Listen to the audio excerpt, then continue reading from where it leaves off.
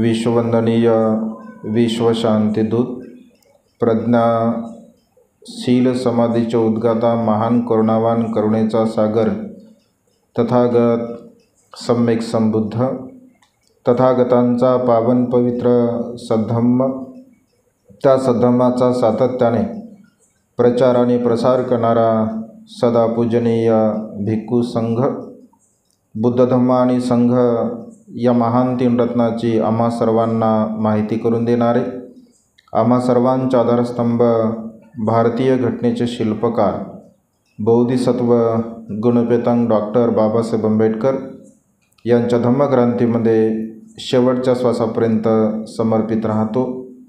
आजच्या या मंगलमय प्रसंगी, या वर्षावसाच्या पवित्र कालखंडामध्ये विश्वशांती बुद्धविहार पवननगर येथे उपस्थित असणारे सर्व श्रद्धासंपन्न उपासक उपासिका आपणा सर्वांच्या प्रती अनंत अनंत मंगलकामना करतो.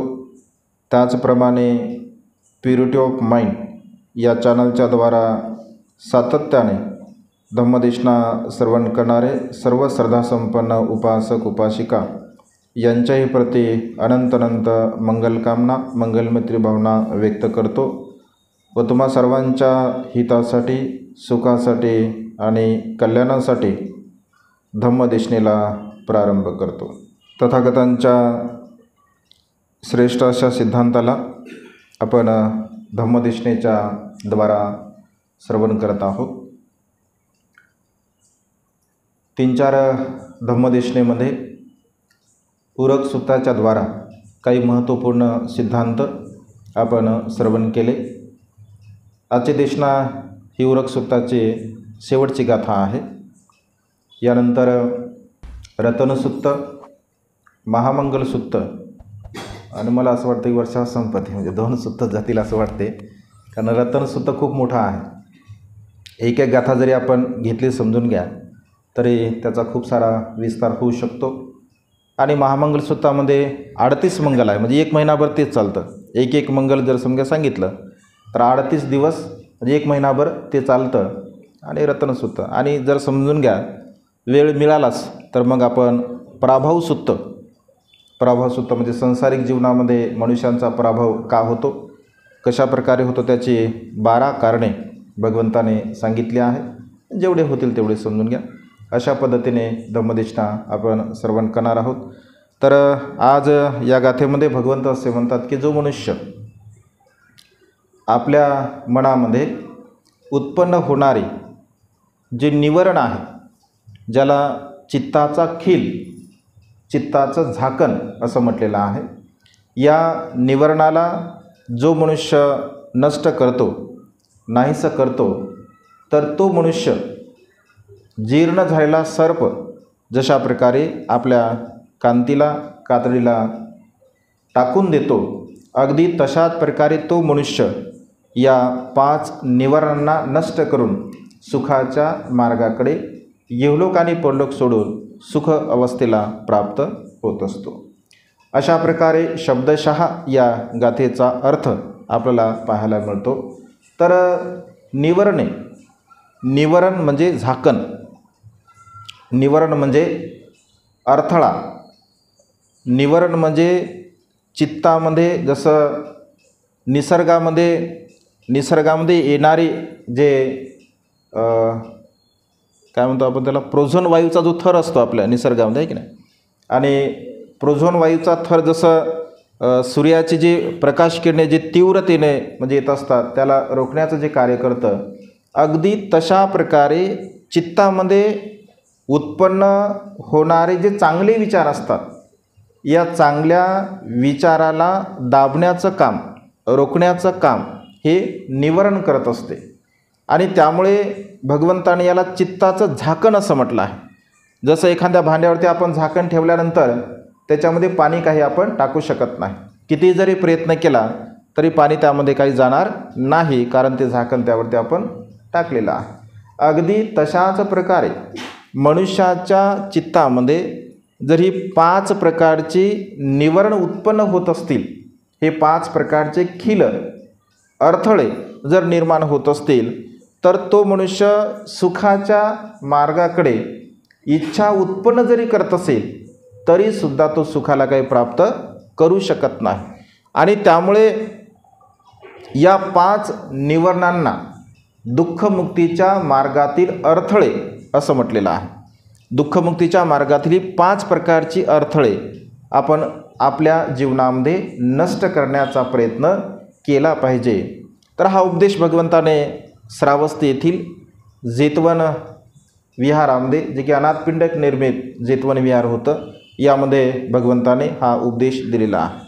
तर एका प्रसंगी भगवंत जेतवन विहारामध्ये वास्तव्य करत असताना एक संगारव नावाचा ब्राह्मण भगवंताच्या समोर येतो, भगवंताला प्रणाम करतो, वंदन करतो.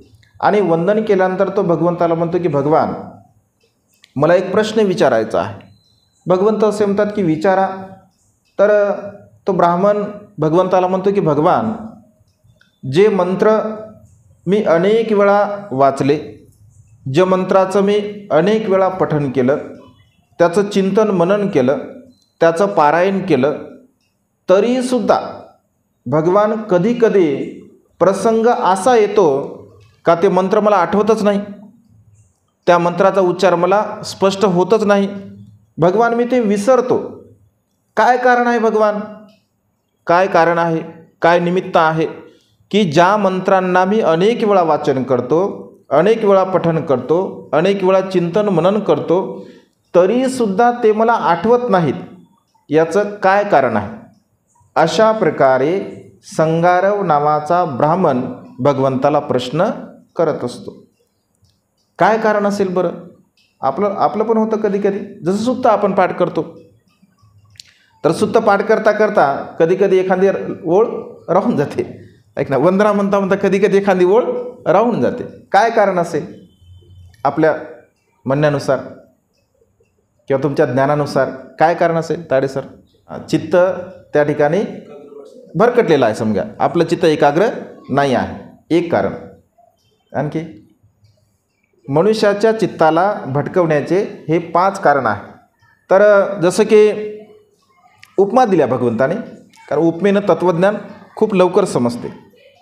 भगवंत असे म्हणतात की जसं समजून घ्या, काळा किंवा निळा रंग आहे, काळा किंवा निळा रंग आहे. तो काळा किंवा निळा रंग एका स्वच्छ भांडाभर पाण्यामध्ये आपण टाकून दिला. काळा किंवा निळा रंग स्वच्छ भांडाभर पाण्यामध्ये आपण टाकून दिला, तर त्या स्वच्छ असणाऱ्या पाण्यामध्ये आपलं प्रतिबिंब आपण पाहू शकतो का? नाही पाहू शकत. का नाही? कारण पाणी हे रंगहीन झालेलं आहे, रंगाने पाणी युक्त झालेलं आहे. ही एक उपमा दिली भगवंताने. दुसरी उपमा देताना भगवंत असे म्हणते की जसं समजून घ्या, एखाद्या पातेल्यामध्ये आपण पाणी घेतलं आणि त्या पाण्याला आपण आग लावली, पाणी ते उकळत आहे, आणि उकळणाऱ्या पाण्यामध्ये जर आपण आपलं प्रतिबिंब पाहण्याचा प्रयत्न केला तर पाहू शकतो का? पाहू शकत नाही. का?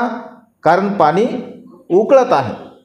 समजून घ्या, एखादं पाणी साचलेलं आहे, एक नदीमध्ये असेल किंवा डोहामध्ये असेल, ओढ्यामध्ये असेल, तर त्या पाण्यावरती असणारं जे लव्हाळ आहे किंवा गवत आहे, त्या गवतांनी जर समजा ते पाणी आच्छादलेलं असेल, वर थर असेल त्या गवताचा, तर तशा पाण्यामध्ये आपण आपलं प्रतिबिंब पाहू शकतो का? पाहू शकत नाही. का? कारण पाणी पूर्ण गवतांनी आच्छादलेलं आहे. त्यानंतर भगवंत दुसरी उपमा देतात. जसं पाणी आहे, पाणी हवेने हेलकावे खात आहे, एक ना, हवा आल्यानंतर पाण्यामध्ये हेलकावे पाणी इकडे तिकडे होत आहे. तर मग अशा पाण्यामध्ये आपण आपलं प्रतिबिंब पाहू शकतो का? पाहू शकत नाही. का? कारण पाणी हेलकावे खात आहे. जर आपण पाहत असेल तर आपला चेहरासुद्धा तसा पाण्याप्रमाणे हेलकावे खात असेल. आणि 5वी उपमा भगवंत देतात, जसं स्वच्छ पाणी आहे, त्या स्वच्छ पाण्याला आपण गढूळ केलं, त्या स्वच्छ पाण्याला आपण घाण टाकून त्याला गढूळ केलं, तर त्या गढूळ पाण्यामध्ये आपण आपलं प्रतिबिंब पाहू शकतो का? नाही. का? कारण पाणी गढूळ आहे. या 5 प्रकारच्या उपमा भगवंताने या 5 प्रकारच्या विकाराला 5 प्रकारच्या निवर्णाला अनुसरून दिलेल्या आहे. भगवंत असे म्हणतात की जसं काळा किंवा निळा रंग जर आपण पाण्यामध्ये टाकला तर पाणी हे रंगहीन होते, पूर्ण रंगाने युक्त होते. अगदी तशाच प्रकारे जर तुमच्या चित्तामध्ये कामछंद भाव जर उत्पन्न होत असेल, पहिला विकार आहे कामछंद, दुसरा विकार आहे व्यापाद, तिसरा विकार आहे थीनमिद्य, चौथा विकार आहे औदुत्य ककृत्य आणि 5वा विकार आहे विचिकित्सा. हे 5 विकार, 5 बंधने, 5 निवरणे भगवंत असे म्हणतात मनुष्याच्या चित्तामध्ये जर या 5 गोष्टी 5 विकार जर उत्पन्न होत असतील तर मनुष्य कोणत्याही प्रकारच्या धम्म देशनेला श्रवण करू शकत नाही, कोणत्या प्रकारच्या कुशल विचाराला आपल्या चित्तामध्ये उत्पन्न करू शकत नाही, शिलाचं पालन करू शकत नाही, दान पुण्य करू शकत नाही, प्रज्ञेचा अभ्याससुद्धा ध्यानभावनासुद्धा तो करू शकत नाही. म्हणजे हे 5 विकार जर मनुष्याच्या चित्तामध्ये उत्पन्न होत असतील तर कोणताही मनुष्य सुखाच्या मार्गाकडे वाटचाल करू शकत नाही. हे दुःखमुक्तीच्या मार्गातील 5 प्रकारचे अडथळे भगवंताने सांगितलेले आहेत आणि त्यामुळे या 5 प्रकारच्या अडथळ्यांना आपण पूर्णपणे नष्ट करण्याचा प्रयत्न केला पाहिजे. तर कामछंदाच्या संदर्भामध्ये या 2-3 दिवसाच्या देशनेमध्ये आपण बऱ्याच विस्ताराने म्हणजे बघितलेला आहे. ते कामछंद अनेक गाथेमध्ये आलेला आहे, कारण ते अत्यंत महत्त्वपूर्ण असा विकार आहे आणि त्यामुळे या कामछंदाला आपल्याला पूर्णपणे नष्ट करावं लागेल असं भगवंत म्हणतात. आणि हा जो कामभाव आहे, काम राग आहे, चित्तामध्ये असणारा हा जो खील आहे, हा मनुष्याच्या जीवनामध्ये सर्वात मोठा अडथळा आहे. हा अडथळा एवढा कठीण आहे, एवढा म्हणजे जास्त स्वरूपामध्ये आहे, कारण श्रोतापन्न असेल मनुष्य तरीसुद्धा कामछंद अद्याप शिल्लक राहतो. श्रोतापन्न असेल, श्रोतापन्न फळ प्राप्त असेल, सकृतागामी असेल, सकृतागामी अवस्थेमध्ये सुद्धा कामछंद शाबूत राहतो. फळ प्राप्त झालं असेल तरी कामछंद शाबूत राहतो. अनागामी अवस्थेला त्यांनी प्राप्त केलं आणि अनागामी अवस्थेचं फळ जेव्हा प्राप्त होते तेव्हा कामछंद नष्ट होतो. म्हणजे अनागामी अवस्थेपर्यंत मनुष्याच्या चित्तामध्ये हा कामछंद शाबूत राहत असतो. त्याच्यामुळे हा अत्यंत भयंकर असा विकार आहे आणि त्यामुळे या विकाराला पूर्णतः नष्ट करण्याचा प्रयत्न मनुष्याने केला पाहिजे. भगवंत असे म्हणतात की जो ज्ञानी मनुष्य आहे, जो प्रज्ञावान मनुष्य आहे, जो बुद्धिवान मनुष्य आहे, तर या विकारावरती संयम ठेवण्याचा तो सदा सर्व काळ प्रयत्न करत असतो. कारण ज्याप्रमाणे जसं आपल्या शेताला म्हणजे शेतामध्ये कोणत्याही प्रकारचं जनावरे न जावे, जनावरे जाऊ नये यासाठी जसं कंपाऊंड केलं जातं, कंपाऊंड केलं जातं, अगदी तशा प्रकारे भगवंत असे म्हणतात की हे मजबूत असं कंपाऊंड आहे या विकाराचं. या विकाराच्या मजबूत कंपाऊंडला आपल्याला भेदायचा आहे, नष्ट करायचा आहे आणि त्यामध्ये हा कामछंद, हा कामव्यापाद अत्यंत महत्त्वपूर्ण असा विकार आहे. या विकाराला आपण मग कशामुळे नष्ट करू शकतो? जसं भगवंताने हा विकार सांगितला तर मग याला नष्ट करायचा उपायसुद्धा आहे. जर समजा प्रश्न निर्माण केला गेला किंवा जर समजा एखादं कारण निर्माण आहे तर कारणाचा परिणामसुद्धा आहे, कारणाला आपण नष्टसुद्धा करू शकतो, नाहीसुद्धा करू शकतो.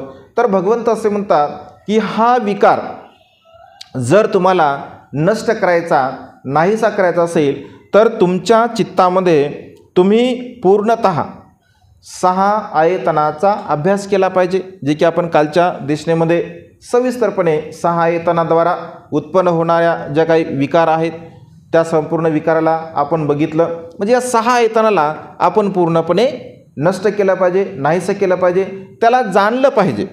म्हणजे याद्वारा जर आपल्यामध्ये सजगतेचा भाव असेल, जागरूकतेचा भाव असेल, कारण अज्ञानपणामुळे मनुष्य त्या गोष्टीकडे आकर्षित का होतो, तर अज्ञानपणामुळे. जसं बुद्धाने त्याच्या धम्मग्रंथामध्ये प्रकृतीचं उदाहरण दिलेलं आहे. एक चांडालिका प्रकृतीचं उदाहरण आपण पाहतो. प्रकृती भक्ती आनंद यांना जेव्हा बघते तर आनंद हे खूप रूपवान असतात, खूप सुंदर असतात. असं म्हटलं आहे की आनंद म्हणजे त्यांचं जे व्यक्तिमत्व आहे ते अत्यंत दैदिप्यमान असते. त्यांची जी चर्या असते ते अत्यंत प्रसन्न असते. कारण अनेक जन्मामध्ये त्यांनी ब्रह्मचर्याचं म्हणजे व्रताचं पालन केलं असतं आणि त्यामुळे त्यांची जी रूपकांती असते ती अत्यंत प्रसन्न असते.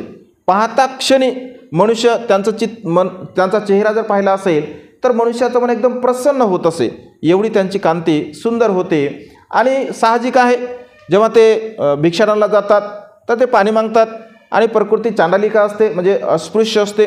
तिला असं वाटतं की एवढा मोठा साधू मला पाणी मागत आहे आणि साहजिक आहे तिचं मन त्यांच्याकडे झुकतं आणि त्याचा ती पाठलाग करते. भगवंताला ही गोष्ट कळते. नंतर तिच्या आईसुद्धा वेगवेगळ्या प्रकारचे प्रयत्न करते आणि शेवटी भगवंत जाणतात. भगवंत प्रचित्त ज्ञानी असतात, दसबलधारी असतात आणि त्यामुळे भगवंत समोरच्या व्यक्तीच्या चित्तामध्ये काय भाव आहे, त्याच्या चित्तामध्ये काय परिवर्तन होणार आहे, तर त्या परिवर्तनतेच्या भावाला हे भगवंत नेहमी जाणत असत आणि जाणत असल्यामुळे त्याच्यामध्ये परिवर्तन होणार आहे. त्याचं चित्त हे श्रद्धेमध्ये बदलणार आहे, तो परिवर्तनशील होणार आहे. हे भगवंत जेव्हा जाणतात तेव्हा भगवंत असे की प्रकृती, जर तुझी इच्छा आहे आनंदासोबत विवाह करण्याची तर ठीक आहे, मी तुझा आनंदासोबत विवाह करून देतो. मी जसं करशील तसं मी जसं सांगेल तसं तू करशील का? तर ते म्हणते हो भगवान, मी काही करण्यासाठी तयार आहे. तर भगवंत असे म्हणतात तुझ्या डोक्याचे केस तू काढले पाहिजे. डोक्याचे केस जर तू काढले तर आनंदाचा विवाह करून देण्याचा मी तुला प्रयत्न म्हणजे करून देईल, अशा प्रकारे भगवंत सांगतात. तर सुरुवातीला तिला ते वाटतं की हे काही योग्य नाही आहे, पण विवाह जर होत असेल तर आपण ते केलं पाहिजे आणि घरी जाते. आईच्या विरोधास्तव म्हणजे विरोध असतो आईचा तरीसुद्धा केस काढते. पुन्हा भगवंताकडे येते आणि इथे भगवंत तिला अनित्यवाद, मनुष्याच्या चित्तामध्ये कामभावनेला जर आपल्याला नष्ट करायचं असेल तर अनित्य भाव ही जी संज्ञा आहे, अनित्य भाव या सिद्धांताला आपण जाणलं पाहिजे, आपण समजून घेतलं पाहिजे. अनित्य भावाची अभ्यास करताना भगवंत विशेष रूपाने भिक्षूंना सांगतात की जर तुम्हाला खऱ्या अर्थाने अनित्य भावाचा जर अभ्यास करायचा असेल तर तुम्ही स्मशानामध्ये एक चक्कर मारली पाहिजे. एक ज्या मनुष्याला असं वाटतं की मला अनित्य भाव शिकायचा आहे तर त्या मनुष्याने स्मशानामध्ये एक चक्कर मारावी. कारण स्मशानामध्ये गेल्यानंतर मनुष्य ज्या शरीराच्या प्रती जेवढी आसक्ती करतो, जेवढा लोभ करतो, जेवढी मोहमाया या शरीरासाठी करतो, तर तिथे त्याला त्या शरीराची जी अवस्था आहे ती अवस्था पाहण्यासाठी त्याला म्हणजे तिथे सत्यता त्याला पाहायला मिळते. दुसरी गोष्ट, आपण जर हॉस्पिटलमध्ये गेलो, हॉस्पिटलमध्ये ॲक्सिडेंट झालेला व्यक्ती असेल किंवा अनेक प्रकारच्या आजाराने ग्रस्त व्यक्ती असेल, अशा प्रकारच्या व्यक्तीला जर आपण हॉस्पिटलमध्ये जाऊन जर बघितलं तर मग आपल्याला आपल्या शरीराच्या प्रती जो भाव आहे, ज्याला आसक्तीचा भाव, लोभाचा भाव आपण म्हणतो, तर तो पूर्णतः कमी होतो आणि एक सहज आपलं चित्त त्या अनित्य भावाच्या संज्ञेकडे झुकत असतं. भगवंताने हा अभ्यास करण्यासाठी एका भिक्षूला म्हणजे एक श्रीमा नावाची म्हणजे गणिका असते, वेश्या असते. पूर्वीच्या काळामध्ये गणिका म्हणजे त्यांना म्हटलं जायचं, मान्यताप्राप्त सर्व राजे तशा प्रकारे त्यांना ते ठेवत असत. तर ती अत्यंत सुंदर असते, अत्यंत रूपवान असते आणि रूपवान असल्या कारणाने एक भिक्षू जेव्हा भोजनासाठी जातो तर तिला पाहता क्षणी त्या भिक्षूचं चित्त तिच्यामध्ये गुंतत असते आणि मग त्यांना असं वाटतं की आपण तिच्याकडे वारंवार गेलं पाहिजे. मग ही गोष्ट भगवंताला कळते की अशा अशा प्रकारचं घडत आहे. तर भगवंत त्या भिक्षूला त्या ठिकाणी रोखतात आणि 7 दिवसाच्या नंतर ती श्रीमा जी गणिका असते ती मृत्यूला प्राप्त होते. मृत्यूला प्राप्त झाल्यानंतर या भिक्षूला जेव्हा कळतं की ती श्रीमा मृत्यूला प्राप्त झाली तर हा भिक्षू पूर्णपणे अन्नाचा त्याग करतो. कारण त्याच्याप्रती चित्तामध्ये आसक्त भाव उत्पन्न होतो आणि भगवंत सांगतात राजाला की महाराज, श्रीमाचं जे शरीर आहे तर 7 दिवसापर्यंत त्याला अग्निदाह द्यायचा नाही आहे. ते शरीर 7 दिवसापर्यंत तसंच ठेवायचं. तर ते स्मशानामध्ये नेलं जातं आणि स्मशानामध्ये नेल्यानंतर काही पहारेकरी ठेवतात त्या शरीराला, म्हणजे कुत्र्याने वगैरे खाऊ नये किंवा अन्य प्राण्यांनी खाऊ नये म्हणून.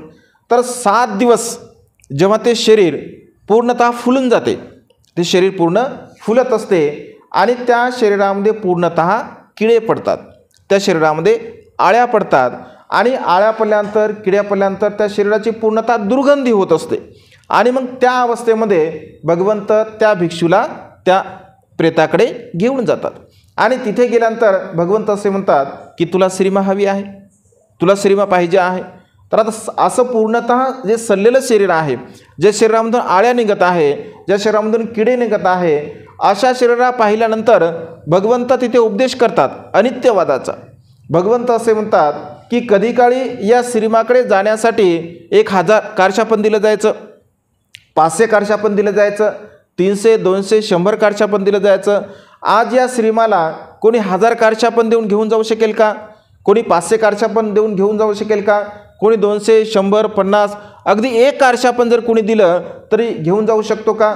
किंवा फुकट जरी कोणाला म्हटलं की या शरीराला तुम्ही आता घेऊन जा, तर कोणी घेऊन जाऊ शकतो का? तर भिक्षू म्हणाले की नाही भगवान, घेऊन जाऊ शकणार नाही. का घेऊन जाऊ शकणार नाही? कारण यामधून आता दुर्गंधी येत आहे, या शरीरामधून पूर्णतः दुर्गंध येत आहे आणि दुर्गंध येत असल्यामुळे या शरीरामधून किडे बाहेर येत आहेत, आळ्या बाहेर येत आहेत आणि अशा प्रकारच्या दुर्गंधयुक्त शरीराकडे कोण आसक्त होईल? त्यामध्ये कोण लोभ करेल? भगवंत असे म्हणतात की भिक्षूंनो, हे शरीर प्रत्येकाचं असंच आहे. आज जसं श्रीमाचं शरीर बनलेलं आहे तसं शरीर एक दिवस आपलंसुद्धा होणार आहे. मग हे नष्ट होणारं शरीर आहे, हे नाशवंत शरीर आहे, हे क्षणभंगूर शरीर आहे. तर या शरीरामध्ये काय आसक्त होणार आहे?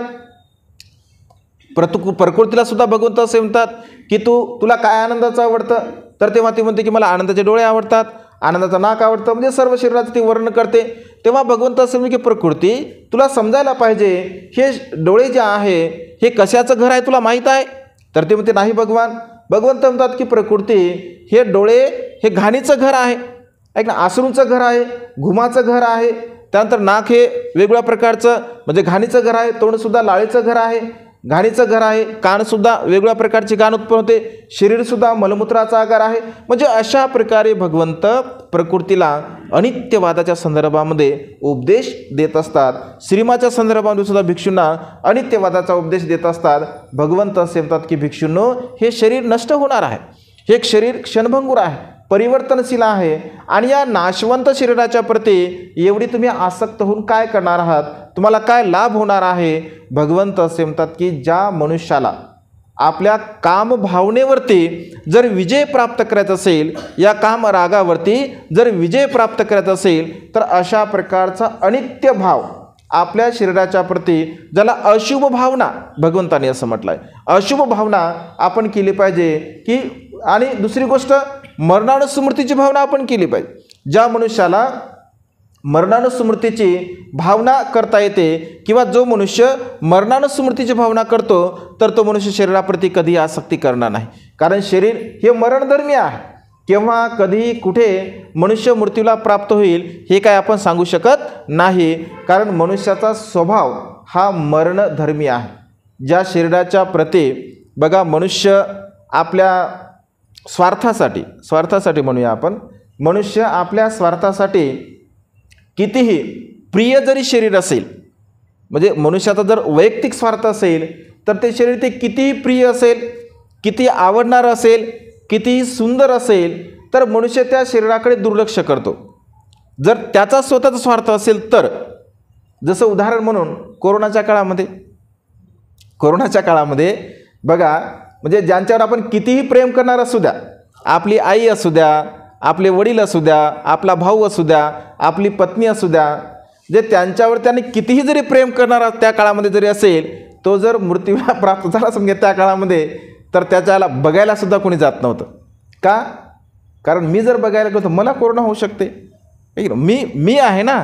कारण मी जिथे आहे तिथे सर्व संपतं, जिथे मी येतो तिथे सर्व काही संपतं. कारण मी आहे, ते माझं जीवन आहे आणि माझं जीवन मी त्यांच्यासाठी, आता ते तर गेले, ऐक ना, ते तर गेले, मग ते जर गेले तर त्यांच्यासाठी माझं जीवन मी का खर्च करू? म्हणजे मनुष्याचा जो स्वभाव आहे, म्हणजे मनुष्य दाखवतो, ऐक ना, रडतो, आक्रोश करतो, क्रंदन करतो, हे मनुष्य फक्त केवळ दाखवण्यासाठी करत असतो.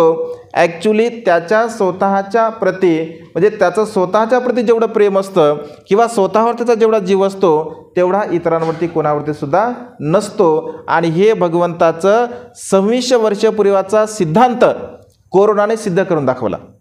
ऐक ना, 2600 वर्षापूर्वीचा सिद्धांत कोरोनाने सिद्ध करून दाखवला की कोणी कोणाचं या जगामध्ये नसतं. आपलं स्वतःचं जीवन आणि आपलं स्वतःचं बस, विषय संपला. बाकी काय घेणं नाही. आई वडील काय घेणं नाही, पती पत्नी काय घेणं नाही, मुलं बाळं काय घेणं नाही, नातेवाईक तर मग लय दूर राहिले, काहीच विषय नाही, आहे की नाही. अनेक लोक प्रेत बघा त्या गाडीमध्ये घेऊन जायचे, खड्डा मोठा केला जायचा आणि त्याच्यामध्ये टाकलं जायचं. अनेक लोक अगदी शरीराला त्या चेहऱ्याला सुद्धा पाहत नव्हते, चेहऱ्याला सुद्धा पाहत नव्हते. एवढंच काय, एकदा एका भंतेंचे वडील वारले त्या काळामध्ये, नाव नाही सांगत, तुम्ही ओळखता त्यांना. तर त्यांचे वडील वारले. तर मग आता कोरोना झाला. तर मग ते त्यांना म्हटलं जा भेटण्यासाठी तुम्ही जा. तेव्हा खूप म्हणजे कोरोनाचं खूप वातावरण होतं. आणि मग ते म्हणत तुम्ही चला. मी म्हटलं माझी फार मोठी कमजोरी आहे, म्हणजे मी बाहेर येऊ शकत नाही. कारण ते मला काय म्हणतो आपण त्याला, तो दमाचा प्रॉब्लेम आहे मला, म्हणजे खासी दमा वगैरे, असं वातावरण वगैरे ढगाळ वगैरे असलं किंवा पाऊस पडत असं मग मला ते त्रास होते. मी म्हटलं बघा हे ऑलरेडी आजार असा आहे आणि मला ऑलरेडी दमा आहे. जर समजा मी नुसतं खोकलं तर लोकांना असं वाटलं की यांना कोरोना आहे. त्याच्यामुळे म्हटलं मी जनरली कुठं जात नाही, कारण 2 वर्ष मी त्या गेटच्या बाहेर गेलो नाही. सगळे लोक डबा आणून द्यायचे, मी सगळे कार्यक्रम स्टॉप केले. लोक मला म्हणायचे भंते लोकांना धान्य वाटायले, इकडं चालले तिकडं. म्हटलं सगळंच करू द्या, मी काय बाहेर जाणार नाही, कारण माझी ऑलरेडी कमजोरी आहे म्हटलं. आणि मग त्यांचं असं म्हणत होतं की तुम्ही माझ्यासोबत चला. मी म्हटलं मी काय येऊ शकत नाही, तुम्हाला गाडी करून देतो स्पेशल, तुम्ही गाडीने जा, भेटून या. ते स्वतःला भियाले किंवा म्हणजे कोरोना झाला, मग ते काय गेले नाही. ॲक्च्युली कसं असतं की ते निमित्त असतं, ते फक्त ते निमित्त. आपण गेलो तर काय डॉक्टर नाही आपण, म्हणजे जाणारा व्यक्ती जातच असतो, कारण त्याचे ते कर्म तेवढे ठरलेले असतात. आणि मग त्यांच्या वडील ते मृत्यूला प्राप्त झाले. तर मृत्यूला प्राप्त झाल्यानंतर थोडंसं कोरोनाचं वातावरण थोडं म्हणजे कमी झालं. मग ते सर्टिफिकेट वगैरे घेऊन काहीतरी आपण बाहेर जाऊ शकत होतो. मग आम्ही तिथे गेलो. तर गेल्यानंतर म्हणजे एवढी भीती, कारण बुद्ध तत्त्वज्ञानाला न समजल्यामुळे मनुष्य स्वतःला भीत असतो. मग आता मी तिथे तर गेलो नाही, पण जेव्हा ते समजा त्यांचं जे अंत्यविधीचा संस्कार होता तर तिथे मी सर्व केलं. म्हणजे तिथे जाऊन ते लाकडं वगैरे टाकणे, आम्ही 2 जण मध्ये जे होतो, बाकी कोणी जवळ आलं नाही. मग लाकडं वगैरे टाकणे, त्याला ते गवऱ्या वगैरे लावणे, ते सगळ्या गोष्टी आम्ही म्हणजे केल्या. आणि तिथे मला ते जाणवलं, पण मी म्हटलं ठीक आहे पाहून घेऊ, जे होईल ते पाहून घेऊ, म्हटलं काय प्रॉब्लेम नाही. आणि मग ते मी तिथे समताभाव ठेवून ते काम केलं समजा. तर मला सांगायचं हे आहे म्हणजे उदाहरण याच्यामधून की मनुष्य स्वतःसाठी म्हणजे स्वतःच्या जीवासाठी एवढा भीतो, म्हणजे खूप भीतो. आणि तिथे प्रेम नाही आहे, तिथे प्रेम राहत नाही, तिथे आपुलकी राहत नाही, तिथे जिव्हाळा राहत नाही.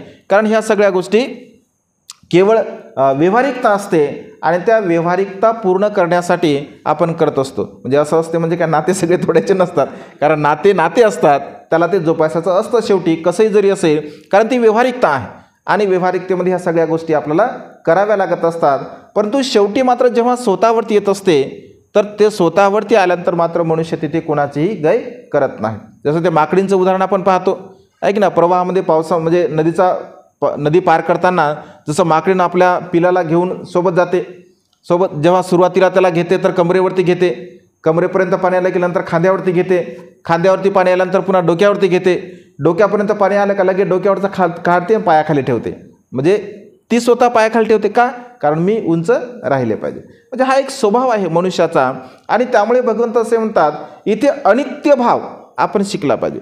म्हणजे आपल्या शरीराच्या प्रती जो आपल्याला जर समजा काम भावाला जर नष्ट करायचं असेल, त्या आसक्तीला नष्ट करायचं असेल, त्या लोभाला नष्ट करायचं असेल, तर आपल्या चित्तामध्ये अनित्य संज्ञेचा आपण अभ्यास केला पाहिजे. मरणानुस्मृतीच्या भावनेचा आपण अभ्यास केला पाहिजे. सदा सर्व काळ आपण आपल्या चित्तामध्ये अशी भावना केली पाहिजे की माझं शरीर हे मरणधर्मी आहे, आज ना उद्या मी मृत्यूला प्राप्त होणार आहे. आणि अशी भावना जर आपण केली तर आपल्याला त्या मृत्यूच्या समीप असताना जी भीती असते ती भीती आपली पूर्णतः नष्ट होते. परंतु मृत्यू हा शब्द एवढा डेंजर आहे, म्हणजे अत्यंत भयानक आहे. मृत्यू जेव्हा आपल्या कानावरती पडतो तर तेव्हा लगेच मनुष्याला भीती उत्पन्न होते. कुठेही समजा मृत्यू म्हटलं का आपलं चित्त पूर्णतः म्हणजे भीतीयुक्त होते, भीतीने ग्रस्त होते. कारण ते परंपरागत मृत्यू हा दुःखदायक आहे, मृत्यू हा क्लेशदायक आहे, मृत्यू हा म्हणजे मनुष्याला वेगवेगळ्या प्रकारच्या दुःखामध्ये घेऊन जातो. आणि ते संस्कार अनंत काळाचे संस्कार आपल्या मनावरती झालेले असतात. परंतु भगवंत असे म्हणतात की जर तुम्हाला या कामभावनेचा जर अभ्यास करायचा असेल तर तुम्ही मरणानुस्मृतीची भावना केली पाहिजे, अशुभ भावना केली पाहिजे, अनित्यतेची भावना केली पाहिजे. आणि अनित्यतेची जर भावना तुम्ही केली तर नक्कीच तुम्हाला या विकारापासून सुटका होण्यासाठी किंवा या विकाराला कमी करण्यासाठी आपल्याला ते विकार हा सहाय्यक ठरत असतो. आणि त्यामुळे अनित्य भाव या विकारावरती विजय आहे. त्यानंतर दुसरं कर्म आहे व्यापाद. व्यापाद वितर्काबद्दल सुद्धा आपण बघितलं. काल व्यापाद वितर्क, विहिंसा वितर्क, काम वितर्क हे 3 प्रकारचे विकार कालच्या अधिष्ठेमध्ये बघितले. आज ते आपण यूट्यूबला प्रवचन टाकलं, जवळपास 3-3.5 हजार लोकांनी ते प्रवचनसुद्धा बघितलं आहे. तर या व्यापादाला सुद्धा म्हणजे जो काय द्वेष आहे, ऐक ना, व्यापाद म्हणजे द्वेषभाव, ऐक सविस्तरपणे आपण त्या दिवशी बघितलं द्वेषभाव. तर द्वेष नष्ट कसा करावा तर त्यावरती उपाय काय आहे तर त्यावरती उपाय आहे मैत्रीभाव. ऐक, नहि वेरेन वेराने समंतिधं कुदाचनं अवेरेनच संमती यस्सधमो सनंतन. म्हणजे या वैरत्वाच्या भावनेला जर आपल्याला नष्ट करायचं असेल तर आपल्यामध्ये मैत्रीभाव उत्पन्न करणं अत्यंत गरजेचं आहे. मैत्रीभाव सदा सर्व काळ आपल्या चित्तामध्ये असावा. मैत्री भावना केल्यामुळे 11 प्रकारचे लाभ आपल्याला होत असतात. एक स्पेशली हा विषय आहे, त्यानंतर आपण या विषयावरती सुद्धा देशना देऊया की मैत्री भावनेचे 11 लाभ आहे. मैत्रीमध्ये सामावती नावाची जी राणी आहे तर मैत्रीमध्ये अग्रस्थान भगवंताने तिला दिलेलं आहे. प्रदीप्त राजाची ती राणी असते, मैत्रीमध्ये अग्रस्थान आहे. इकडे उपासिकेमध्ये मैत्रीमध्ये तिला अग्रस्थान दिलं आहे. भिक्खूंमध्ये अंगुलीमालाला, एक अरहंत अंगुलीमालाला मैत्रीमध्ये अग्रस्थान दिलेलं आहे. म्हणजे द्वेष भावनेला, द्वेषाला जर तुम्हाला नष्ट करायचं असेल तर मैत्रीभाव मनामध्ये चित्तामध्ये उत्पन्न करणं अत्यंत गरजेचं आहे. आणि ती मैत्री भावना आपण आपल्या स्वतःपासून आपण सुरुवात केली पाहिजे. माझं स्वतःचं कल्याण हो, स्वतःचं मंगल हो, आणि मग स्वतःचं मंगल झाल्यानंतर इतरांच्या प्रती तशा प्रकारचा भाव आपल्या चित्तामध्ये उत्पन्न होऊ शकतो. मैत्री भावनेचं महान फळ भगवंताने सांगितलं आहे. भगवंत असे म्हणजे एका बाजूने तुम्ही लाखो करोडो रुपये दान पुण्य करा आणि दुसऱ्या बाजूने डोळ्याची पापणी लावण्यासाठी जेवढा वेळ लागतो तेवढा वेळ तुम्ही केवळ मैत्री भावना करा. तर त्या मैत्री भावनेचं या लाखो करोड रुपये जे पुण्य केलं, दान केलं, त्याचं तर फळ मिळणारच आहे, परंतु त्याच्यापेक्षा कितीतरी पटीने त्या मैत्री भावनेचं फळ आपल्याला प्राप्त होत असते. पण मैत्री भावना कशी करावी? रागरहित, द्वेषरहित आणि मोहरहित. म्हणजे राग नसला पाहिजे, द्वेष नसला पाहिजे आणि मोह नसला पाहिजे. अशा अवस्थेने प्रसन्न चित्ताने जर आपण मैत्री भावना केली तर त्याचा लाभ होतो. आणि त्यामुळे या व्यापाद विकाराला जर तुम्हाला नष्ट करायचं असेल तर त्याच्यावरती उपाय हा मैत्री भावना आहे. आणि ती मैत्री भावना आपण सदा सर्व काळ आपल्या जीवनामध्ये करण्याचा प्रयत्न केला पाहिजे. त्यानंतर तिसरं कर्म आहे थीनमिद्य. थीनमिद्य ही अत्यंत महत्त्वपूर्ण कर्म आहे मनुष्याच्या जीवनामध्ये. म्हणजे हा विकार थीनमिद्येचा जर विकार असेल तर हा विकार खूप जास्त प्रमाणामध्ये लोकांच्या मनावरती याने खूप मोठं असं अधिराज्य निर्माण केलं आहे. थीनमिद्य विकाराने, थीनमिद्य म्हणजे निरुत्साह, आळस, ज्याला प्रमाद असं भगवंताने म्हटलं आहे. थीनमिद्य म्हणजे मनुष्याच्या चित्तामध्ये जर हा विकार असेल तर कोणतंच काम मनुष्य योग्य प्रकारे करू शकत नाही. कारण आळस जर असेल, निरुत्साह जर आपल्या चित्तामध्ये असेल तर आपण कामच करू शकत नाही. 1 घंटाभर, अर्धा तास, 1 तास, 2 तास, 3 तास आपण बसतो. म्हणजे अर्धा तास बसल्यानंतर सहज आपल्या चित्तामध्ये निरुत्साह उत्पन्न होतो, सहज प्रमाद उत्पन्न होतो, आळस उत्पन्न होतो. का? कारण मनुष्याचं हे जे चित्त आहे, मनुष्याचं चित्त म्हणजे उत्साही राहणे फार मोठी गोष्ट आहे. उत्साह उत्पन्न करणे साधी आणि सोपी गोष्ट नाही. बाबासाहेब असं म्हणतात, मी 18 तास अभ्यास करत होतो, प्रसंगी मी 21 तास अभ्यास केला, तरीसुद्धा माझ्या चित्तामध्ये निरुत्साह कधी उत्पन्न नाही झाला, कधी आळस, कधी प्रमाद उत्पन्न झाला नाही. का नाही? कारण तो उत्साह माझ्या चित्तामध्ये मी निर्माण केला होता. 6 वर्षापर्यंत सिद्धार्थ गौतम ध्यान साधना करतात. 6 वर्षाचं तप करून, ध्यान साधना करून, व्रतवैकल्य करून त्यांना अपयश येते, पण त्यांनी उत्साह कमी नाही केला. ते म्हणतात की एका बाजूने एकदा जर समजून घ्या, समुद्रातील संपूर्ण पाणी आटेल, नष्ट होईल, पण माझा उत्साह ज्ञानप्राप्तीच्या प्रतीचा कमी होणार नाही. हिमालय आपली जागा बदलेल, पण माझा उत्साह कधीही कमी होणार नाही. माझं शरीर, माझं रक्त, माझी हड्डी नष्ट झाली तरी चालेल, पण ज्ञानप्राप्तीच्या प्रती माझा उत्साह मी कधीही कमी होऊ देणार नाही. म्हणजे हा उत्साह जो आहे, वीर्य जो आहे, पराक्रम करण्याची जी जिद्द आहे, पराक्रम करण्यासाठीची जिद्द मनुष्यामध्ये असावी लागते. जर पराक्रम तुम्हाला करायचा आहे आणि तुमच्यामध्ये उत्साहच नाही आहे, तुम्हाला पराक्रम करायचा आहे आणि तुमच्यामध्ये उत्साहच नाही आहे, तुमच्यामध्ये जिद्दच नाही आहे, तर कसा काय पराक्रम करणार तुम्ही? एकदा शत्रूच्या हातामध्ये तलवार दिली आणि तलवार दिल्यानंतर जर त्याला पराक्रम करण्याचा जर उत्साह नसेल, तर ते काय जिवंत राहणार आहे का? तो तर मृत्यूला प्राप्त होईल. भगवंत असे म्हणतात की संग्रामामध्ये मृत्यूला प्राप्त होणे बेहत्तर, पण त्या संग्रामामधून निरुत्साहपणे पळ काढणे हे मृत्यू समान आहे. मनुष्याच्या चित्तामध्ये हा उत्साह अत्यंत महत्त्वपूर्ण आहे. कोणतंही कर्म करताना, धम्मदेशना श्रवण करताना तर अत्यंत उत्साह असला पाहिजे. धम्मदेशना श्रवण करताना जर उत्साह नसेल, तर मग नळी फुंकली सोनारे आणि इकडून तिकडे गेले वारे, काहीच राहत नाही शिल्लक. कारण त्याचा तो उत्साह असला पाहिजे, स्मृती जागरूक असली पाहिजे. स्मृती जागरूक राहून उत्साह जर आपल्या चित्तामध्ये असेल तर ते होऊ शकते. रात्र भगवंत प्रवचन करायचे, रात्रभर देशना भगवंत करायचे, आणि भगवंत जेव्हा थकले, ऐक ना, कारण भगवंत 6 वर्षापर्यंत तपश्चर्या केल्यामुळे भगवंताच्या पाठीमध्ये थोडंसं वेदना व्हायच्या, तर भगवंत भिक्षू नामनाचे की सारीपुत्त भिक्खूसंघ प्रसन्न आहे, भिक्खूसंघ उत्साही आहे, आणखी ते धम्मदेशना ऐकू शकतात, तर तुम्ही ती धम्मदेशना कंटिन्यू करा. कारण भगवंताच्या धम्मदेशनेला कंटिन्यू करण्याची क्षमता सारीपुत्ताच्या व्यतिरिक्त अन्य कोणत्याही भिक्षूमध्ये नव्हती. कारण भगवंत सारीपुत्त हे प्रज्ञेमध्ये अग्र होते. म्हणजे आता इथे विषय स्टॉप केला, त्या विषयाला कंटिन्यू फक्त भगवंत करू शकतात.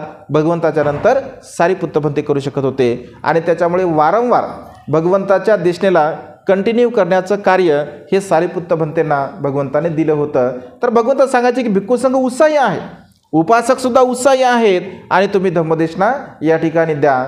आणि त्यामुळे धम्मदेशना श्रवण करणाऱ्यामध्ये सुद्धा उत्साह असतो, धम्मदेशना देणाऱ्यामध्ये सुद्धा उत्साह असला पाहिजे. धम्मदेशना देणाऱ्यामध्ये जर उत्साह नसेल तर काय मग उपयोग नाही त्याचा. तर त्यामुळे उत्साह म्हणजे देणाऱ्यामध्ये सुद्धा उत्साह असला पाहिजे आणि ऐकणाऱ्यामध्ये सुद्धा उत्साह असला पाहिजे. तर तेव्हाच धम्मदेशना मनुष्य आपण श्रवण करू शकतो आणि त्याचा लाभ आपल्याला होऊ शकतो. त्यामुळे हे थिनमिद्ध जो विकार आहे, या थिनमिद्ध विकाराचा अभ्यास केला पाहिजे. या थिनमिद्ध विकाराचा सातत्याने आपण अभ्यास केला पाहिजे. सातत्याने जर आपण अभ्यास करत असेल तर याला आपण परिपक्वता निर्माण करू शकतो. 10 मिनटं, 20 मिनटं, 15 मिनटं, अर्धा तास, 1 तास, 2 तास अशा प्रकारचे बैठकीची प्रॅक्टिस आपण केली पाहिजे. कारण आपल्यामध्ये जर उत्साह असेल ना, म्हणजे आता यापूर्वी एवढं म्हणजे खात्रीपूर्वक असं सांगू शकत नव्हतो, पण आता खात्रीपूर्वक सांगतो की धम्माच्या प्रती जर उत्साह असेल, धम्माच्या प्रती जर उत्साह असेल तर थकवा, आळस किंवा एक्झर्शन ज्याला आपण म्हणतो ते बिलकुल राहत नाही. कारण आम्ही ते अनुभवलं. आम्ही सकाळी म्हणजे 500 किलोमीटर, 400 किलोमीटर जाऊन तिथे आता गाडीमध्ये समजा ड्रायव्हिंग करणे किंवा गाडीमध्ये प्रवास करणे. जसं नागपूरला आम्ही जात आहोत, नागपूरला गेल्यानंतर म्हणजे किमान 6 घंट्याचा प्रवास, आता समृद्धीने 6 घंटे लागतात समजून घ्या. बाकीचा रोड आता 10 घंटे पहिले लागत होते. समृद्धीने 6 घंट्यामध्ये आपण आता नागपूरला पोहोचतो. जे 6 घंट्याचा प्रवास करून तिथे स्टेजवरती अगदी फ्रेशमध्ये आम्ही जातो. तिथून पुन्हा दुसरीकडे प्रोग्राम असेल तर तिथे सुद्धा, कारण गाडीमध्ये बसणे स्टेजवरती गेल्यानंतर पुन्हा तिथे बसणे, पुन्हा जर रिटर्न यायचं असेल तर पुन्हा गाडीमध्ये बसणे, पुन्हा प्रवास करणे, म्हणजे सातत्याने आम्ही अनुभवलं. मागच्या वेळेस आम्ही दिल्लीला होतो, म्हणजे 26 जानेवारीच्या निमित्ताने तो किस्सा तर एकदम भयान आहे असा. म्हणजे दिल्लीच्या एअरपोर्टवरती आम्ही सकाळी नाश्ता केला, नागपूरमध्ये 10 वाजता पोहोचलो. आम्ही नागपूरमध्ये आम्ही भोजन केलं, दुपारच्या म्हणजे संध्याकाळच्या सत्रात तिथे भोजन केलं आणि पुन्हा 3 वाजता म्हणजे नागपूरवरून आम्ही निघालो तर 3 वाजता आम्ही अकोल्यामध्ये आलो. अकोल्यामध्ये कार्यक्रम केला. अकोल्यामधून पुन्हा आम्ही भरतपूरमध्ये गेलो, जे संध्याकाळी रात्री 8 वाजता भरतपूरला आम्ही तिथे पोहोचलो. 11:30 वाजेपर्यंत भरतपूरमध्ये होतो. दुसऱ्या दिवशी आम्ही सकाळी औरंगाबादमध्ये, म्हणजे सकाळी 11 वाजता औरंगाबाद, म्हणजे रात्रभर म्हणजे नाईट केली. तर म्हणजे असं नाही की बा म्हणजे रात्रभर आता ड्रायव्हिंग केली आहे, प्रवचन केलं आणि उद्या दिवसभर झोपू दे, असं बिलकुल नाही. लगेच दुसऱ्या दिवशी शेड्यूल पूर्ण बिझी, म्हणजे तो कार्यक्रम पुन्हा अटेंड. म्हणजे धम्माच्या प्रती जर आपल्या चित्तामध्ये जर उत्साह असेल, तो उत्साह कशामुळे येतो तर आपल्यामध्ये धम्माचं जर बीज असेल, धम्मबल असेल. आम्ही सुद्धा रात्र म्हणजे धम्मदेशना कधी कुठेही असं बिलकुल निरुत्साह नाही. आता धम्मदेशना द्या ही एकमेव अशी गोष्ट आहे की नाही म्हणत नाही आम्ही. जर तुम्ही भोजन नाश्ता करा म्हणलं ना तर लगेच म्हणलं की नाही नाश्ता नाही करायचा, पण तुम्ही जर म्हणलं म्हणते बोला ना 5 मिनटं, तर नाही हा शब्द पहिल्यांदा येत नाही, मग ठीक आहे बोलतो. म्हणजे हा जो उत्साह आपल्यामध्ये आहे तर थीनमिद्य भावाला आपण पूर्णपणे नष्ट केलं पाहिजे धम्माच्या बाबतीमध्ये, कारण ते अनंत कुशल कर्म आहे, आपलं अनंत पुण्यकर्म आहे. धम्मदेशना श्रवण करणे सुद्धा आणि धम्मदान म्हटलं ना बघून तर त्याला धम्मदानं जिनाती, सर्व दानामध्ये श्रेष्ठ दान कोणतं असेल तर ते दान म्हणजे धम्मदान आहे. लोकांना धम्म सांगणे, लोकांना धम्मदान देणे, उपदेश करणे हे सर्वात मोठं कुशल कर्म आहे, पुण्यकर्म आहे. आणि हे कशामुळे होतं तर थीनमिद्य विकार जर आपण नष्ट केला, आपण नाहीसा केला, तर त्या विकाराला आपण नष्ट केल्यानंतर अनंत लाभ आपल्या जीवनामध्ये आपल्याला प्राप्त होत असतात. आणि त्यामुळे धम्म श्रवण करण्यामध्ये किंवा चांगल्या प्रकारच्या गोष्टी जर आपल्याला करायच्या असतील तर हा थीनमिद्य विकार अत्यंत भयानक आहे, अत्यंत मनुष्याला घातक आहे. आणि त्यामुळे उत्साही मनुष्याने राहिलं पाहिजे, सदा सर्व काळ उत्साही राहिलं पाहिजे. आणि उत्साही राहणारा मनुष्य आपल्या जीवनामध्ये नेहमी चांगल्या प्रकारचे कुशल कर्म पुण्यकर्म करू शकतो. त्यामुळे या थीनमिद्य तिसऱ्या विकाराला आपण नष्ट केलं पाहिजे. त्यानंतर चौथा विकार आहे औदित्य कुकुच्च, म्हणजे औदित्य कुकुच्च हा विकारसुद्धा अत्यंत महत्त्वपूर्ण आहे. पश्चाताप, मनुष्याच्या चित्तामध्ये हा जो पश्चातापाची भावना आहे, औदित्य कुकुच्च म्हणजे पश्चाताप, या पश्चातापाला आपण नष्ट केलं पाहिजे. त्यापूर्वी जसं की या व्यापादाला म्हणजे निरुत्साह भावनेला जर आपल्याला नष्ट करायचं, मग उपाय काय आहे तर उपाय राहिला ऐक, निरुत्साह भावनेला जर आपल्याला नष्ट करायचं असेल तर कायागत स्मृतीची भावना आपण केली पाहिजे, म्हणजे जागरूक असलं पाहिजे, स्मृती संप्रजन्ययुक्त आपण असलं पाहिजे. कारण जर तुम्ही स्मृतिवान असाल तर तुम्ही आळशी राहणार नाही, तुम्ही स्मृतिवान असाल तर तुम्ही प्रमादी राहणार नाही, तुम्ही स्मृतिवान असाल तर तुम्ही उत्साही राहू शकता. आणि यावरती अभ्यास जर करायचा असेल तर स्मृती आपली जागरूक असली पाहिजे. त्यानंतर चौथा आहे औदित्य कुकुच्च म्हणजे चिंताग्रस्त पश्चाताप. काही लोक आपण एकदम असं चिंताग्रस्त बघतो, नेहमीच लोक आपल्याला बघताना असं म्हणतो की बा काय चिंता आहे तुम्हाला एवढी, कशा चिंता करता तुम्ही. कारण काही लोकांचा स्वभाव एकदम चिंताग्रस्त असतात. आणि मग बोलता बोलता असं म्हणतो याच्याकडे पाहिले की कधी 12च वाजलेले दिसतात. म्हणजे या माणसाकडे बघितलं का 12च्या घडीचा काटा आपल्याला आठवतो, याच्यावर कधी चेहऱ्यावर 12 वाजले दिसतात, म्हणजे कधी चिंताग्रस्त. असंही काही लोकांचा स्वभाव असतो. तर चिंताग्रस्त ही मनुष्य चित्तामध्ये म्हणजे आपण धारण नाही केली पाहिजे, याला आपण नष्ट केलं पाहिजे. म्हणजे चिंता करून काय करणार आहे मनुष्य, चिंता करू एकदा चितेवर जावं लागते आहे की नाही. म्हणजे चिंता जर करत असेल, लोक असं म्हणतात काय शरीर होतं बाईचं आहे की नाही, काय शरीर चांगलं होतं, चिंता करू बाईचं सगळं शरीर चिंतेनं खाऊन टाकलं म्हणतात आहे की नाही. आता अंगावर थोडंही मांस शिल्लक नाही असं म्हणतात आहे की नाही. म्हणजे चिंताग्रस्त हा जो विकार आहे हा मनुष्याला अत्यंत धोकादायक आहे. चिंतन करावं मनुष्याने आहे की नाही, चिंतन करावे कुशल विचाराचे, चिंतन करावे कुशल विचाराचे. नुसती नको चिंता वेगवेगळे विकार वाढून, वेगवेगळे चित्तामध्ये विकार उत्पन्न करून वाढू नये गुंता एक नाही. विकार जर उत्पन्न केले तर गुंतागुंत वाढते आपल्या चित्ताची एक नाही, विकाराची गुंतागुंत वाढते. तर या गुंतागुंतीला आपल्याला नष्ट करायचं आहे. चिंताग्रस्तता पूर्णपणे आपण नष्ट केलं पाहिजे. फ्रेश राहिलं पाहिजे, उत्साही राहिलं पाहिजे. मनुष्याच्या जीवनामध्ये प्रसंग येतच असतात. चांगलाही प्रसंग येत असतो, वाईटही प्रसंग येत असतो, सुखही येत असते, दुःखही येत असते. कारण जीवन आहे. जीवन जर असेल तर जसं ऊन आहे तशी सावली आहे, ऐक ना, जसा प्रकाश आहे, जसा अंधार आहे, दिवस आहे तशी रात्र आहे, मग सुख आणि दुःखसुद्धा आहे. तर चिंताग्रस्तता आपल्या चित्तामध्ये उत्पन्न करून आपल्याला कोणत्याही प्रकारचा लाभ होत नाही. त्यामुळे या चिंताग्रस्ततेच्या भावनेला आपण पूर्णपणे नष्ट केलं पाहिजे. आणि पश्चातापाची भावना, पश्चातापन कधी करू नये. भगवंत असे म्हणतात की कुशल कर्म केल्यानंतर, पुण्यकर्म केल्यानंतर आपण कधी पश्चाताप करू नये. अनेक लोकांना पश्चाताप होतो, म्हणजे कधी लोकांना पुण्यकर्म केलं तरी पश्चाताप होते, कारण त्यांना त्या पुण्यकर्माची भावना नसते आणि मग ते पश्चाताप करतात. जसं एक उदाहरण म्हणून सांगतो 2-3 मिनिटांमध्ये, की एकदा काय होतं, एक व्यक्ती भोजन बनवतो स्वतःसाठी, अत्यंत स्वादिष्ट, अत्यंत महाकंजूस व्यक्ती, म्हणजे आपल्या चॅनलवरती ते उदाहरण आहे, डिटेलमध्ये तुम्हाला 2-3 मिनिटात संपवतो. तर भोजन तो बनवतो आणि स्वतः भोजन करतो. भोजन केल्यानंतर भोजन थोडं शिल्लक राहते.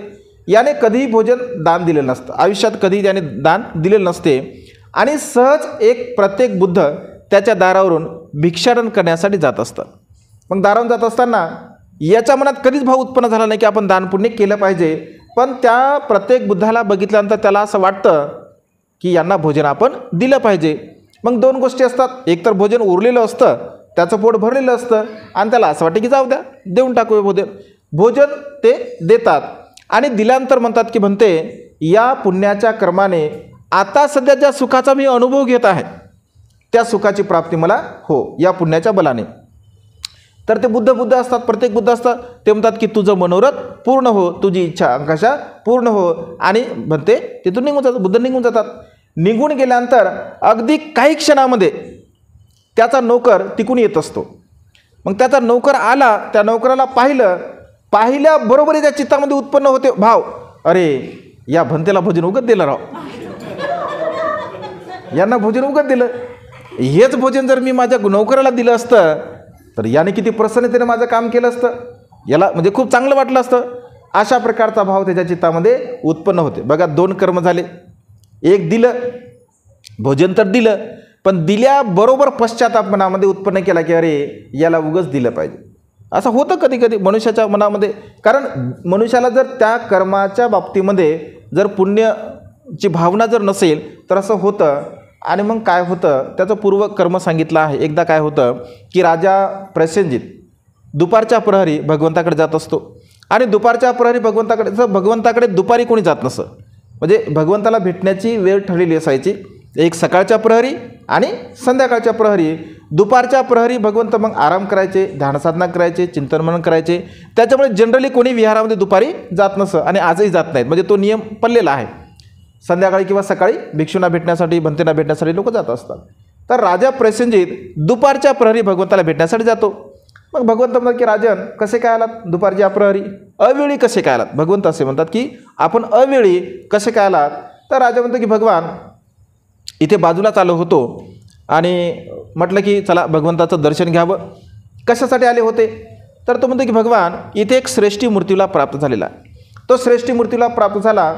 भगवान त्याची धनसंपदा मी जमा करण्यासाठी राजकोषामध्ये आलो, कारण त्याला मूलबाळ नाही आहे, त्याला आपतेश नाही, नातेवाईक नाही आहे. तर त्यामुळे भगवान सकाळपासून 500 गाड्या लावल्या, सकाळपासून 500 गाड्या लावल्या, दुपारपर्यंत या प्रहारापर्यंत त्याची संपत्ती मी जमा करत होतो. म्हणजे विचार करू शकतो आपण की तो किती धनवान असेल. आणि त्यानंतर मग भगवंताला तो म्हणतो की भगवान एक प्रश्न विचारू का. भगवंत म्हणतात विचारा. तो म्हणतो भगवान मला असं विचारायचं, मी जेव्हा लोकांकडून ऐकलं या व्यक्तीच्या संदर्भामध्ये, भगवान या मनुष्याकडे एवढी धनसंपदा होती की 500 गाड्या आतापर्यंत मला धन देण्यासाठी लागलेल्या आहे, विपुल धनसंपदा याच्याकडे होते. पण भगवान या मनुष्याची जी दिनचर्या आहे ती दिनचर्या अत्यंत निकृष्ट होती. भगवान हा भोजन ग्रहण करत असताना, म्हणजे स्वतःचं भोजन याला कोणीच नव्हतं, हा स्वतः एकटाच घरी असायचा. स्वतःचं भोजन करत असताना याने उच्च दर्जाचे तांदूळ कधीच खाल्ले नाही. हा नेहमी याच्या भोजनामध्ये, त्याला काय म्हणतो आपण, ते बारीक बारीक असते ते कणिक, याने भगवान आयुष्यभर फक्त कणिकचे पेय खाल्लं, म्हणजे कणिकाचा तो पेय बनवायचा आणि तेवढंच खायचा, त्याच्यासोबत त्याने कधी स्वादिष्ट भाजीसुद्धा बनवली नाही. तो अशाच प्रकारे जीवन जगला. भगवान त्याच्या अंगावरती वस्त्र असं होतं की त्या वस्त्राला असंख्य ठिकाणी ठिगळं पडलेले होते, असंख्य ठिकाणी ठिगळं होते. म्हणजे हा एवढा श्रीमंत असून चांगल्या प्रकारचं वस्त्रसुद्धा तो घालू शकला नाही. भगवान याचा रथ असा होता की याच्या रथाला छतसुद्धा नव्हतं. याच्या रथाची चाकं असे होते की ते मोडकळीस आलेली आहे. याच्या रथाचे घोडे असे होते की हे उद्याच मरणार आहेत. म्हणजे अशा प्रकारचे घोडे याच्या रथाला होते. एवढ्या निकृष्ट दर्जाची दिनचर्या भगवानाची का होते? याचा एवढा श्रीमंत होता, 500 गाड्या लागल्या भगवान मला संपत्ती देण्यासाठी, परंतु हे अशा प्रकारचं जीवन का जगत होता?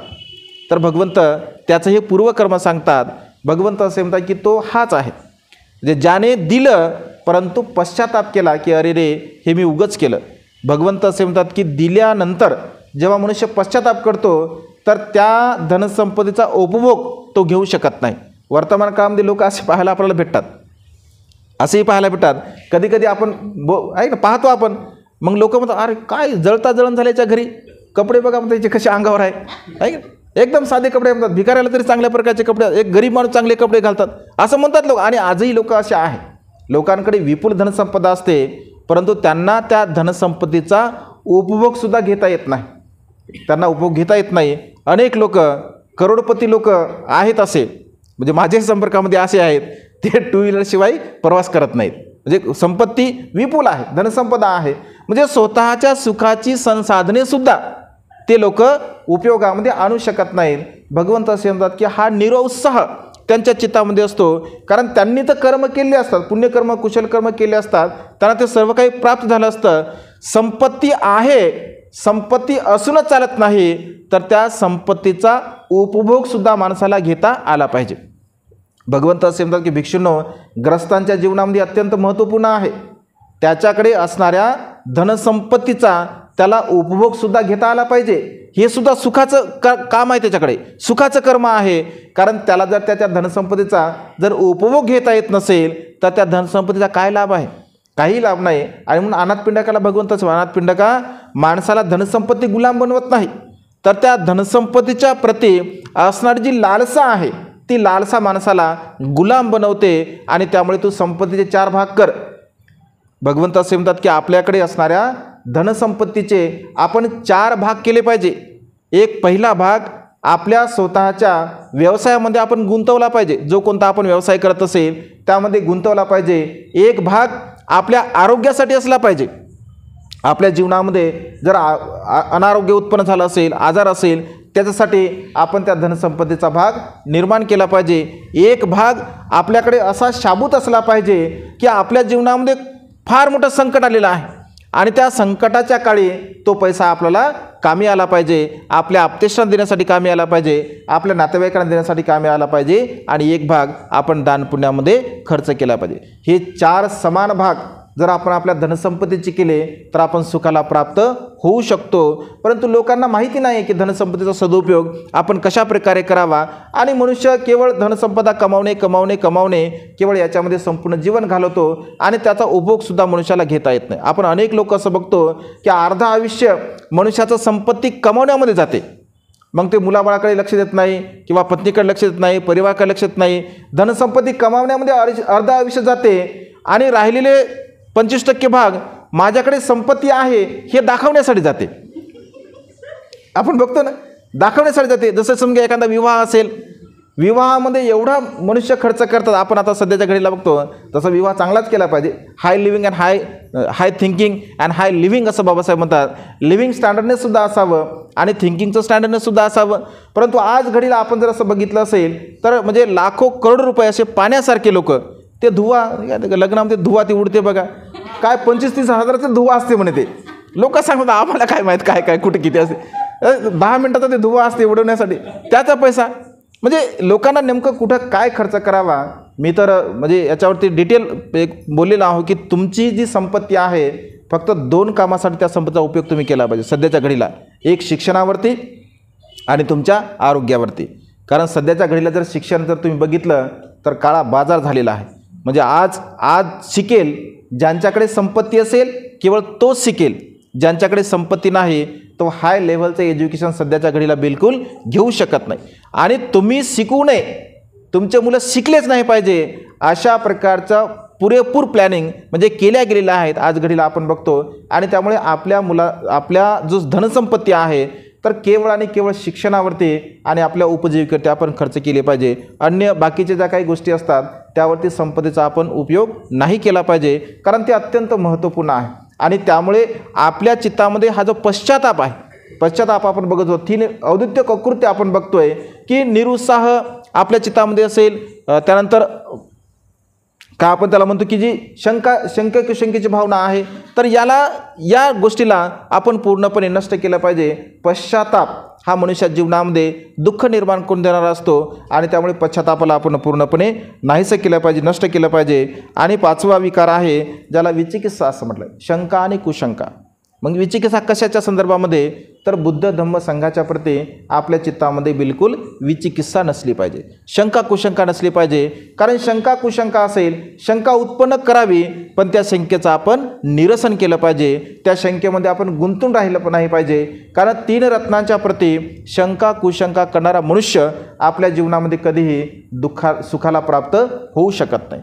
त्याच्या जीवनामध्ये केवळ आणि केवळ दुःख उत्पन्न होऊ शकते. आणि आपण सदा सर्व काळ जाणलं पाहिजे, समजून घेतलं पाहिजे, तीन रत्नांच्या प्रती दृढ श्रद्धाभाव आपल्या चित्तामध्ये असला पाहिजे. बाबासाहेबांच्या प्रती दृढ श्रद्धाभाव आपल्या चित्तामध्ये असला पाहिजे. डोळे झाकून बाबासाहेबांनी सांगितलं, विषय संपला. बाबासाहेबांनी हे सांगितलं, श्रद्धा ही अशी दृढ असली पाहिजे. सांगितलं मग काही असो ते. माझी श्रद्धा आहे, माझी बाबासाहेबांवरती श्रद्धा आहे आणि बाबासाहेबांवरती श्रद्धा असल्यामुळे त्यांनी जे सांगितलं ते सत्य आहे असा दृढ विश्वास आपल्या चित्तामध्ये असला पाहिजे. आता लोक तर एवढे विद्वान झाले, बाबासाहेबाच्या लिखाणामध्ये त्रुट्या काढायला लोक आजकाल. बुद्धाने त्याच्या धम्मग्रंथामध्ये अनेक विद्वान लोक असे तयार होत आहेत की बाबासाहेबांच्या लिखाणामध्ये सुद्धा लोक त्रुट्या काढत आहेत, म्हणजे एवढी विद्वत्ता गहाण करत आहेत ते. परंतु असं नाही आहे. बाबासाहेब होते, बोधिसत्व होते आणि बोधिसत्व हे कधीही चुकत नसतात. बोधिसत्व कधीही चुकत नसतं, कारण त्यांच्या त्या पारमिता असतात, प्रज्ञापारमिता त्यांनी पूर्ण केली असते. जसं बुद्धाचं तत्त्वज्ञान हे कधी अधुरं नसतं, ते परिपूर्णच असते. केवल पुण्यपुण्यंग असं म्हणतो आपण, परिपूर्णंग, केवळ परिपूर्णंग म्हणजे पूर्णच असते ते, त्याच्यामध्ये अधुरता काही नसते. अगदी तशा प्रकारे बोधिसत्व हे प्रज्ञापारमिता आपली पूर्ण करत असतात. त्यामुळे त्यांची प्रज्ञा ही विकसित झालेली असते आणि त्यामुळे शंका कुशंका आपण आपल्या चित्तामध्ये निर्माण करून आपण तेवढी प्रज्ञा निर्माण केली पाहिजे. मग आपल्यामध्ये तेवढी प्रज्ञा आपण निर्माण केली पाहिजे, आपली बुद्धिमत्ता तेवढी विकसित केली पाहिजे. आणि तशा प्रकारची विकसित जर आपण केली असेल तर नक्कीच आपल्याला त्याचा लाभ होऊ शकतो. आणि आपली जर प्रज्ञा विकसित असेल तर शंका कुशंका आपल्या आपोआप निर्माण होऊ शकतात. आणि त्यामुळे आपण कधीही बुद्ध धम्म संघाच्या प्रती शंकाभाव उत्पन्न करू नये. बुद्धानुस्मृती, धम्मानुस्मृती आणि संघानुस्मृतीची सदा सर्व काळ आपण भावना केली पाहिजे. म्हणजे अशा प्रकारे आपल्या चित्तामध्ये उत्पन्न होणारी ही 5 निवरणे, 5 खिलं, ज्याला कामछंद, व्यापाद, थीनमिद्य, औदित्य कृत्य आणि विचिकित्सा असं म्हटलं भगवंताने. तर भगवंत असे म्हणतात की संगारव हे 5 विकार जेव्हा जेव्हा मनुष्याच्या चित्तामध्ये उत्पन्न होतात तेव्हा मनुष्याला मग वाचलेलं असेल, त्याचं पारायण केलं असेल, त्याचं चिंतन केलं असेल, त्याचं मनन केलं असेल तर त्याला मनुष्य विसरतो. का? कारण या 5 विकार मनुष्या चित्तामध्ये उत्पन्न होत असतात. आपली स्मृती न राहण्याचं कारणसुद्धा हे 5 विकार आहे. या 5 विकाराला जर आपण नष्ट करत असेल, नाहीसं करत असेल तर नक्कीच आपल्या जीवनामध्ये आपण सुखाची अवस्था प्राप्त करू शकतो. आजच्या या मंगलमय प्रसंगी अधिक न बोलता एवढीच धम्मदेशना देऊन ही देशना संपन्न करतो. सर्वांचं मंगल हो, सर्वांचं कल्याण हो, सर्वांना दीर्घायुष्य लाभ. सबिंति वयोजन्तु सब रोगो विनाशतु माते भवत्वन्तरायो सुखी दीर्घायिको भवतु सब मंगलं रक्षन्तु सब देवता सब बुद्धानुभावेन सदा सुखी भवन्तु ते भवतु सब मंगलं रक्षन्तु सब देवता सब धम्मानुभावेन सदा सुखी भवन्तु ते भवतु सब मंगलं रक्षन्तु सब देवता सब संघानुभावेन सदा सुखी भवन्तु ते. बुद्धांग